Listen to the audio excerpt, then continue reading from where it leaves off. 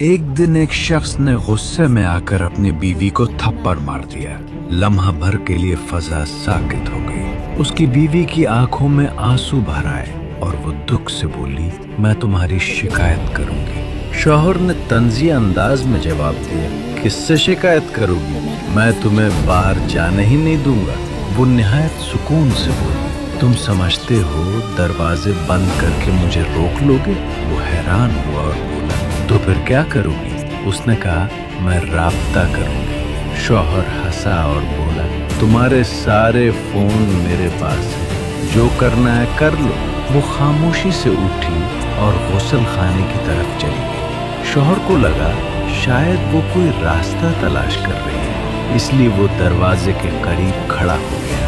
कुछ देर बाद जब वो बाहर आए तो उसके चेहरे पर वुजू का नूर था, आंखों में सुकून और लबों पर हल्की सी मुस्कुराहट। उसने मजबूत लहजे में कहा, मैं अपनी शिकायत उससे करूंगी जिस तक पहुंचने से कोई नहीं रोक सकता, अल्लाह से। ये कहकर वो जाए नमाज पर खड़ी हो गई। उसने नमाज अदा की, फिर सजदे में देर तक रुकी रही, जैसे दिल का सारा बोझ अल्लाह के सामने रख रही। उसके बाद उसने हाथ उठाए और आहिस्ता आहिस्ता दुआ करने लगी। शौहर करीब आए, उसके दिल में नरमी आ चुकी। उसने उसके हाथ थाम कर कहा, क्या तुमने मेरे खिलाफ दुआ कर ली?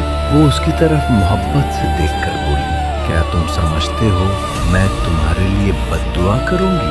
वो शर्मिंदा होकर बोला, अल्लाह की कसम मुझसे गलती हो गई। वो सिर्फ गुस्से का एक लम्हा था। वो नरमी से बोली, इसीलिए मैंने तुम्हारे खिलाफ नहीं बल्कि तुम्हारे लिए दुआ की, और शैतान के खिलाफ, क्योंकि वही हमें भटकाता है।